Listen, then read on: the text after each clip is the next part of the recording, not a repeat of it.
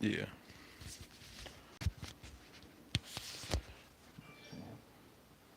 This is an uncomfortable spot to do it, but Why are you doing it because it's perfect, like right here.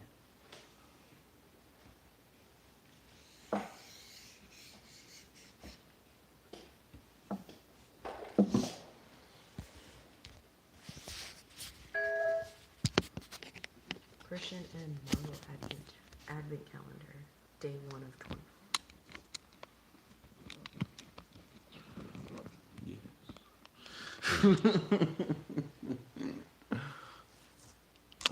Just can't really see. Okay.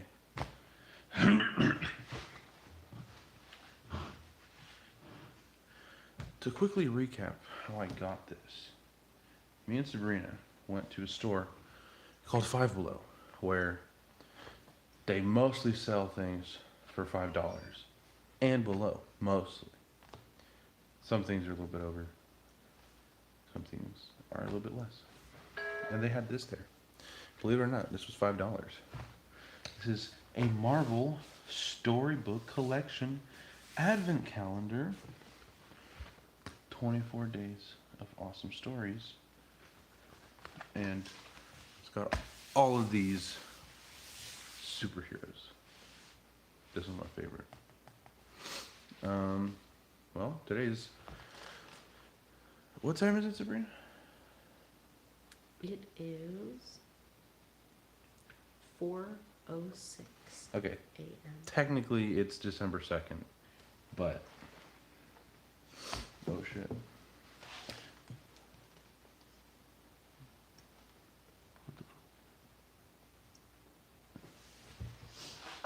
So technically it's December 2nd, but I still haven't opened any of these. This is the back of it. It says, "Countdown to Christmas with all your superhero friends with 24 books to unwrap this festive season. Enjoy an action-packed story every day in the run-up to Christmas." I've never done an advent calendar. I didn't even know what the fuck one of these was until Sabrina told me about it. And then, by mistake, I found this. Sabrina wanted one, and I got one instead. So this is the inside. It's very large and in charge. Yeah, it's just like slightly delayed. So I don't know why it's ordered this way. It's kind of dumb. It's because it's like a treasure hunt. You gotta find it. Oh. Well, so Gotta start with day 1. so up here it's got like Avengers, Guardians of the Galaxy, Spider-Man. Today's is very fitting because we watched the new Guardians of the Galaxy. You're right. And number 1 is Guardians of the Galaxy. Go ahead, pull it out. Oh.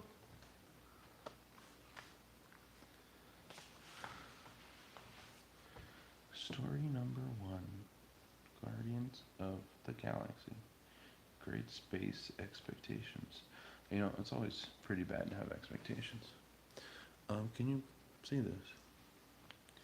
Let me get it closer. Closer angle.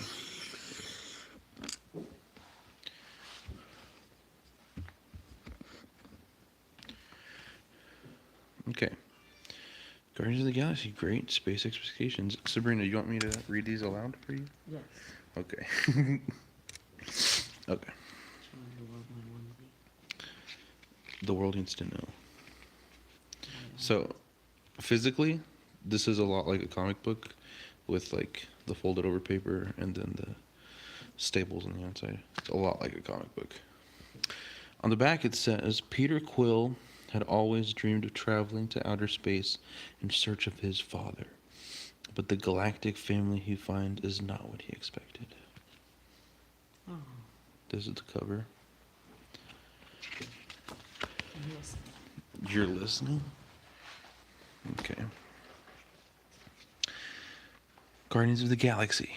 Great space expectations.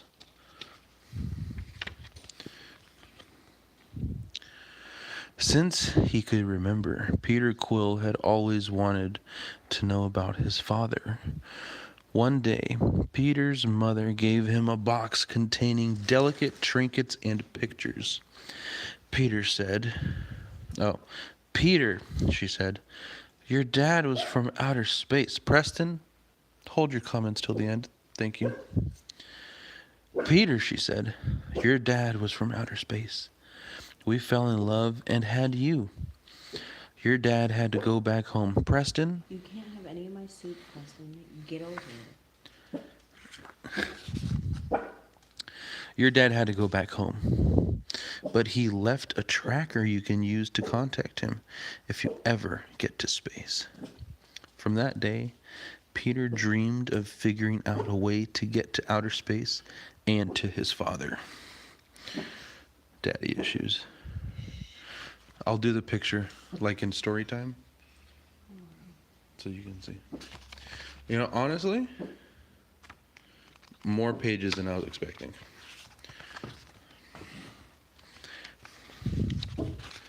Preston, please contain yourself. Peter studied very hard, and after many years, he became an astronaut. He was finally ready to find his dad. Peter blasted off into the cosmos. His tracker blipped and bleeped, growing bright. On every planet he visited, Peter searched for his dad. On one strange planet, Peter came across the Ravengers, space pirates who roamed the galaxy looking for treasure. Sabrina, this is for you. Thank you. That's not how that story goes, though. In this book, that's how it goes.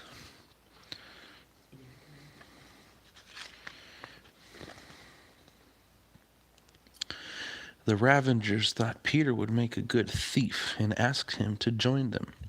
Peter agreed on the condition they help him find his dad. The Ravengers were kind to Peter. They even gave him a brand new ship, which he called the Milano. But despite the Ravengers' help, Peter still felt alone, and all he wanted to find was his father. Yes, it's a spaceship.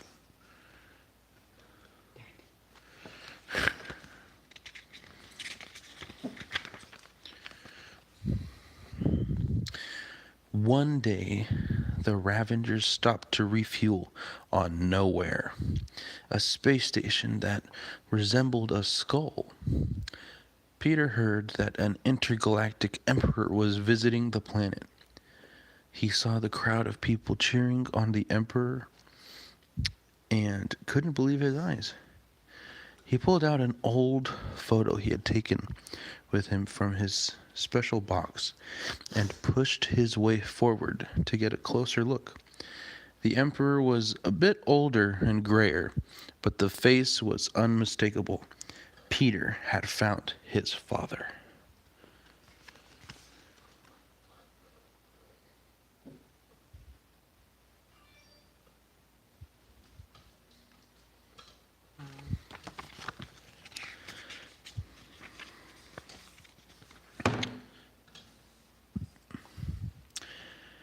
Peter had so many questions.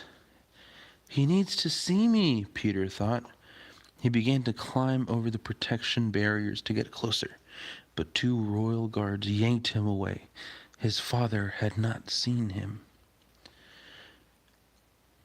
Dejected and alone, Peter pondered his next move. He didn't want to return to Earth. Peter enjoyed traveling the cosmos, but not with the Ravengers, who only wanted to steal. Peter wanted to discover new things. An idea struck. He'd traveled the galaxy on great adventures, making a name for himself along the way. Then maybe, just maybe, his dad would hear of this space adventurer known throughout the galaxy as Star-Lord. Pictures?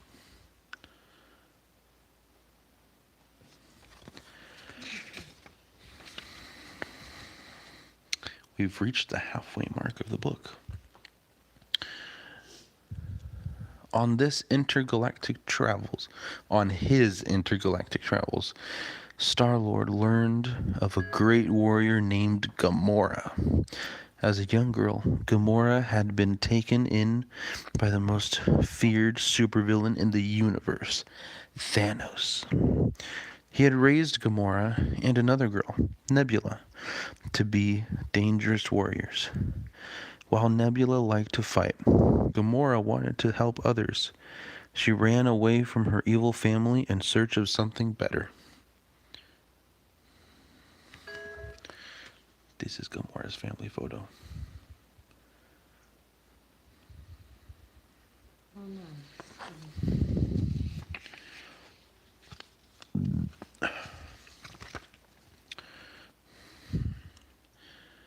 Star-Lord tracked down Gamora, and the two bonded instantly.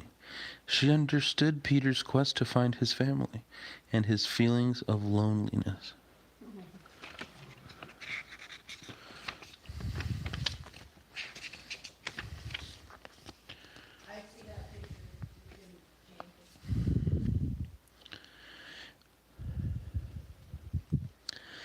Before long, Star-Lord and Gamora encountered a great warrior named Drax the Destroyer.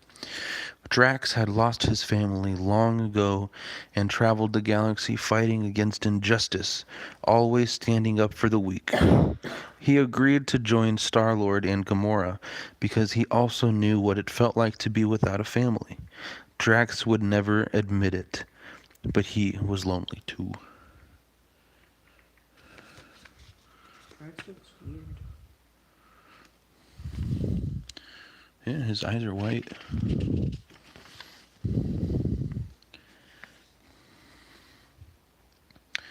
The group's next stop was Planet X. Drax had told Star-Lord about the planet's sprawling forests filled with mythical tree-like beings. Star-Lord thought there might be an exciting discovery for him there, but the beings all shied away from the trio. What? Oh. But the beings all shied away from the trio, except for one friendly tree named Groot. Groot's life on Planet X was pleasant but boring. He craved excitement and adventure too. Groot asked to join the group on their journey, and Star-Lord welcomed him aboard. That's Groot. That's how it looks in the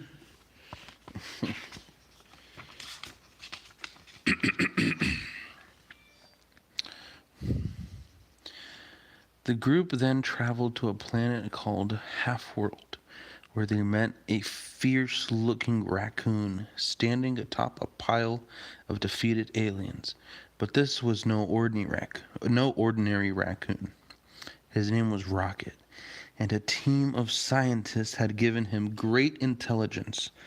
Star-Lord thought, adding Rocket to the group with his resourcefulness and smarts would help them along their adventures, and Rocket was all alone.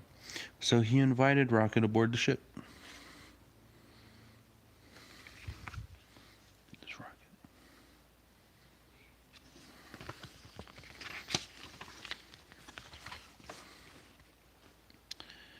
The team was now ready for greatness. But just as Star-Lord boarded their ship, his father's tracker began to blink. His dad was on planet Half-World. Star-Lord and the group followed the tracker, and when Star-Lord saw a figure in the distance, he immediately recognized the Emperor he'd seen so long ago on Nowhere. This time, he made sure his dad noticed him.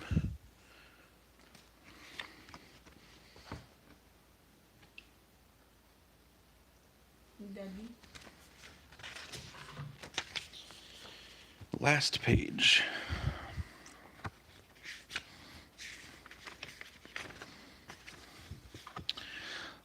Star-Lord was happy he'd at last located his father, but he realized he already found exactly what he had been searching for. I apologize for my burp. But he'd he'd realized he already found exactly what he'd been searching for, a family. He'd found it with Gamora, Drax, Groot, and Rocket. They all agreed to continue to travel the galaxy together. The Guardians of the Galaxy were officially born. The end.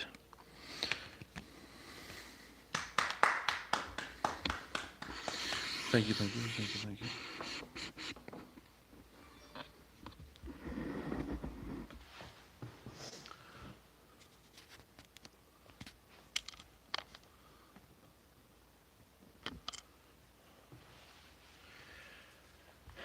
Well, that's book number 1 for day number 1. Now, again, like I said earlier in the video, today's technically December 2nd. I'm going to do another one for storybook 2. I kind of want to put these back in a certain way so I know I've already read it. I think I'm going to put it in like this.